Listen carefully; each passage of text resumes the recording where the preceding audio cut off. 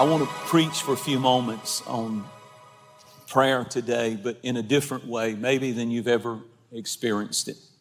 I know that something is happening in my prayer life that I love, and I pray for impartation.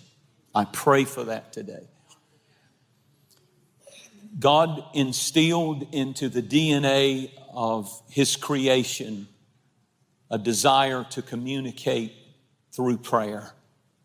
That's why when you find remote tribes in the jungle somewhere who've never heard of God or Jesus or the Bible, they're praying to something, because something innate inside of us desires to communicate with God.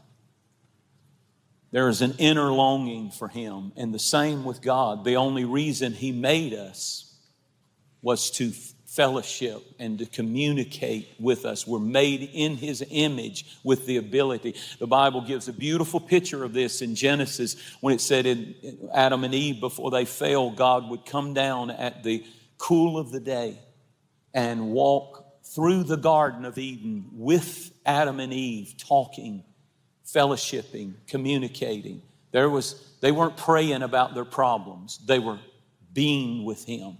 They didn't have any problems. They didn't have any in-laws. They didn't have any children. They didn't have any financial crisis, food and blessing everywhere. They were under the blessing. They didn't have any devil attacking them. There were no demons attacking them. The only reason that they were together was to be together. That's what real prayer is. Real prayer is not, like the little boy who the pastor said to him, "Son, have you said your prayers today?" He said, "No, sir, I didn't get in trouble today. I didn't have to." That's what some people think prayer is. It's just when you get in trouble. You don't get it. It's never in its original state was it about that. It was about, and He walks with me and He talks with me. It's our time. It's our time. God not only intends for His people to pray, but now I'm going to really hit you hard right here. I'm going to tell you straight up in your face that it is a sin not to pray. 1 Samuel 12 and verse 23, God forbid that I should sin against the Lord in ceasing to pray for you. I'm telling you, that verse right there gripped this pastor's heart several weeks ago. And he said, if I cease to pray for you and pray for this ministry and pray for these families and pray for people coming and pray for the lost, I am sinning against the Lord by ceasing to pray. If you forget your prayers, you are literally forgetting God. If prayer is not real to you, it means God is not real to you.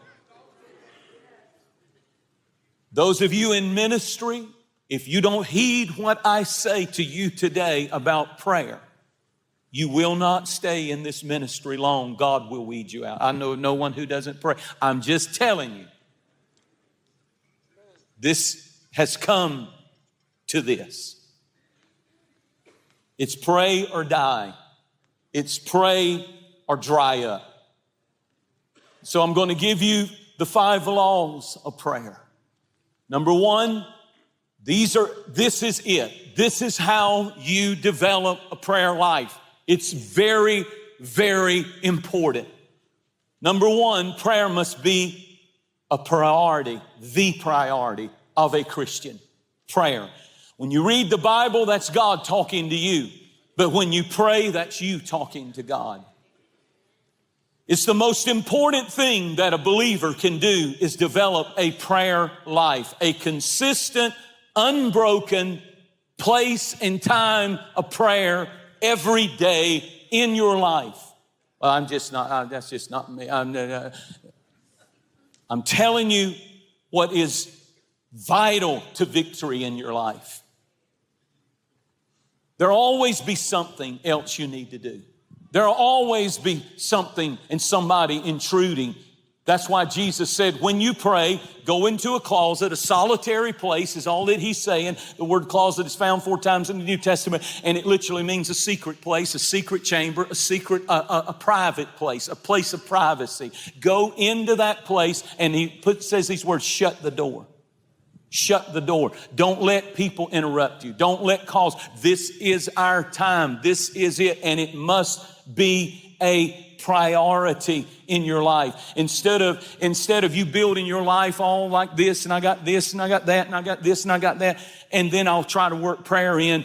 You're not going to pray. You're never going to have a prayer life. You're never going to be powerful and be what God wanted you to be. You're never going to do it if you don't build prayer into your calendar, and everything else has to work around that. Not only do you need the priority of prayer, you cannot take it casual anymore. You cannot say, well, that's for those other people. No, you. Secondly, you need a time of prayer. Are you listening to me? If you don't have a time of prayer, you're not going to make it in the ministry. You're not going to make it. I'm just going to go on and tell you, go on and resign. You're not going to make it. I'm not being mean. I'm telling people the truth. There must be a time to pray. Well, I kind of pray when God leads me. I will look you in the face if you tell me that and say, oh, so in other words, you don't have much of a prayer life. Because life runs on schedules. You don't go to work when you feel like it. You're on a schedule. You don't get up and get ready when you feel like it. You don't eat when you're on a schedule. Now, you may alter that every once in a while, but pretty much you're on a pretty tight schedule with everything in your life except prayer.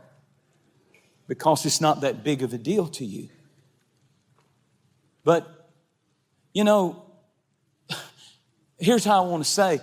How many of you ever go to work and sometimes you just don't feel like going? I'll join you on that one. But you know what I've learned is God says there's times when you're highly fired up, excited about going to work and all into it. And then there's times you just got to go because you got to go. And you know what? You get paid